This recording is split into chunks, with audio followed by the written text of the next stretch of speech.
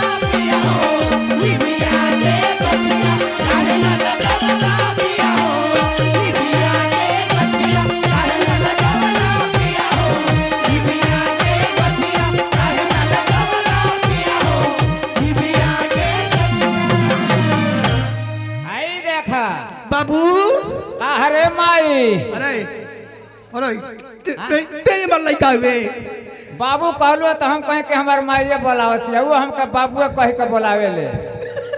ए हाँ तार पप्पू आइल बानी। कहाँ मारे पापा?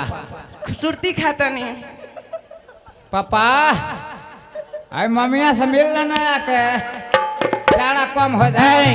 तार काका बोले ठंडा मार दिले बा। आई देखा आप लोगों को दिलो जान से चाहने वाले दो दीवाने आए हैं। कौन आ गए? बाबूलाल कुशवाहा।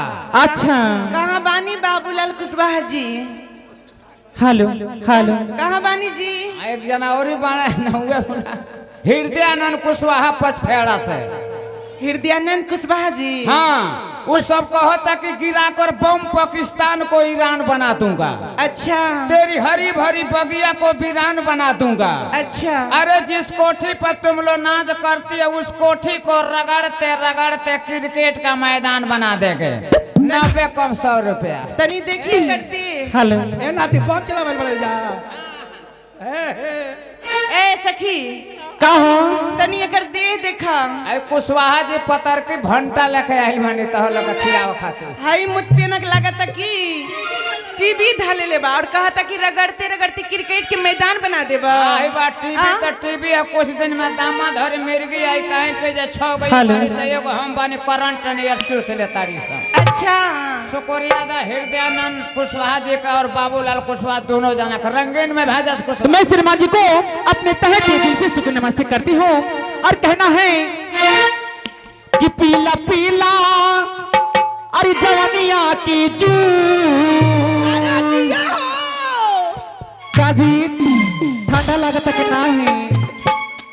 अरे पीला पीला अरे अरे जवानिया की दूध ये राजा मन खुश हो जाई पीला पीला जवानिया की दूध ये राजा मन खुश हो जाई ओ हमरी उठवा के ले बतू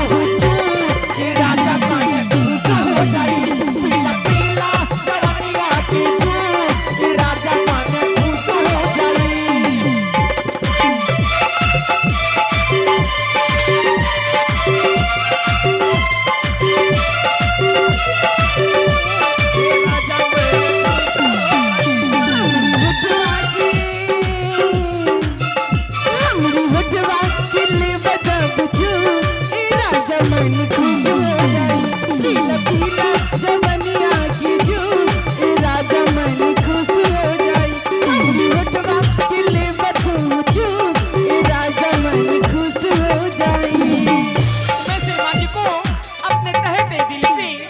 नमस्ते करती हूँ और रात भर करती रहूंगी। क्या देखा है आ गए बाबू अवधेश कुशवाहा। अच्छा उनके तरफ से 10 रुपए के पुरस्कार बा।